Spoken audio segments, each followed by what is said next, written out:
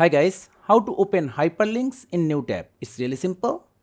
On the left side we have our basic code and on the right side we have our output.